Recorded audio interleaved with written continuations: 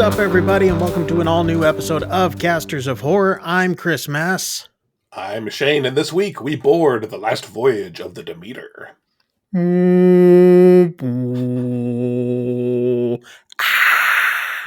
Fangs.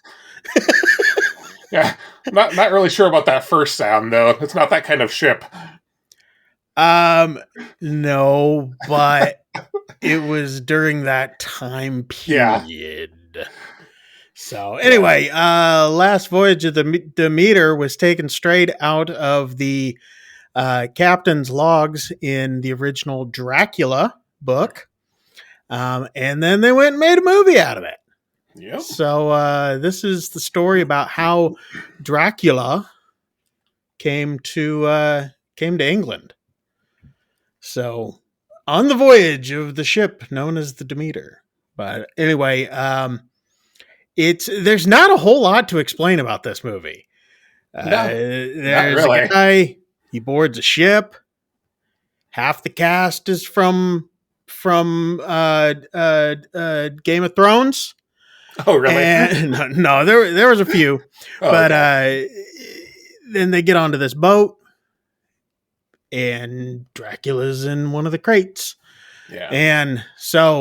And he... Yeah, they're like because they're taking on like a bunch of cargo and a bunch of different things they know about, and then there's this one client that's like it's listed as personal items or something like that. Yeah. So somebody supposedly rich. Well, it was just some Russian dudes, really. And they're like, good riddance. I think the context is that it was actually I think it was actually supposed to be Dracula himself that set this whole thing up. Was okay. Yeah. Okay. So he set it up, and those guys were like, good luck. They put the stuff on. They're like, we have to get back before nightfall. And they're like, why do you have to get back before nightfall? And he's like, no reason. But set in old times, the years. The years of. Wait, let's see. Do you have IMDb pulled up?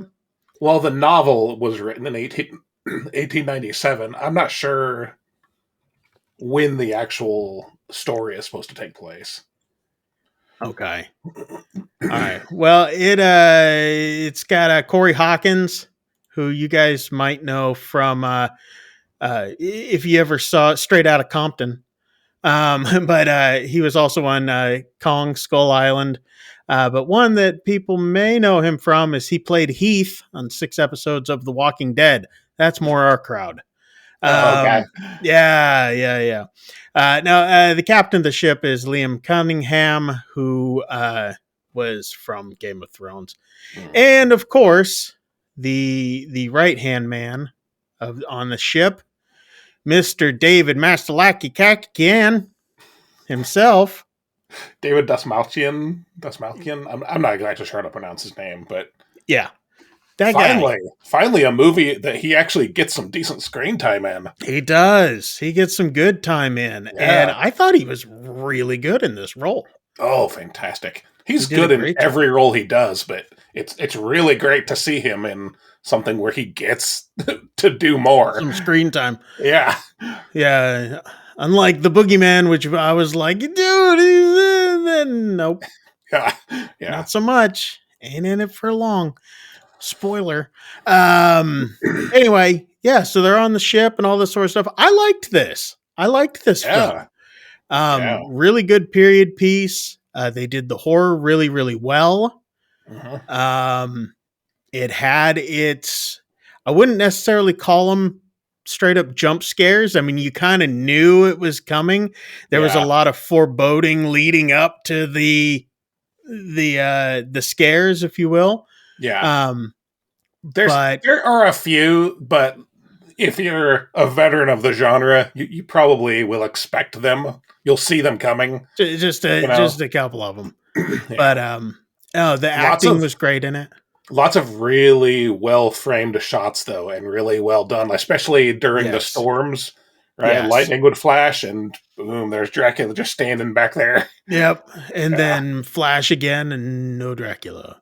yeah, Um, Now this yeah. is the version of Dracula, not like I'm Count Dracula, not that we're used to. This is the beast himself, the Yeah, bat-like humanoid creature, um, who is getting his strength back. So he's been in what seems to be hibernation like for a while, and he's getting his strength back throughout the movie by taking out the cast, yeah, the crew, uh, one by one. yeah. So Although that wasn't how it was supposed to go down. This was supposed to be a pretty secretive voyage on his part, yeah, yeah, but but it happened. yeah, So yeah. anyway, no, I thought they did a great job with this film. Oh And yeah, what's funny is it was getting really really hyped coming out, and then it came out, and I don't know who gave it some bad reviews, but it ended up not doing very well in the yeah. box office. That's a shame too. This one is really good. Yeah.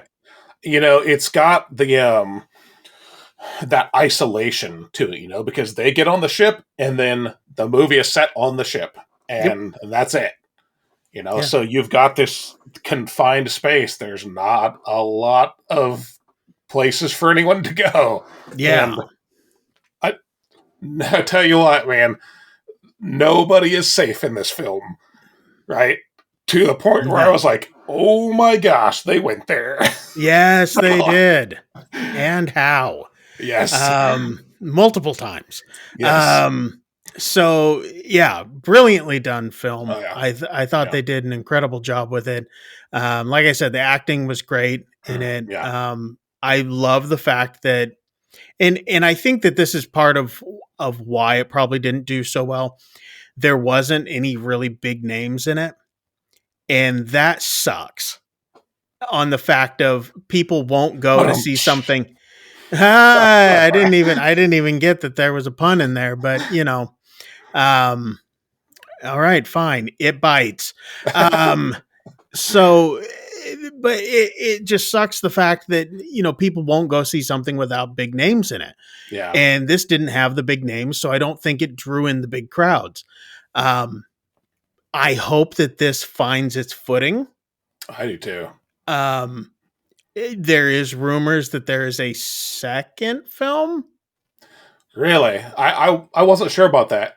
The first thing I did when this was over was do a quick Google search. I had heard something of a second one somewhere, some whisper, some. Okay. Then again, I hear voices, so who knows? Yeah. Could have just been one of my other personalities talking to me.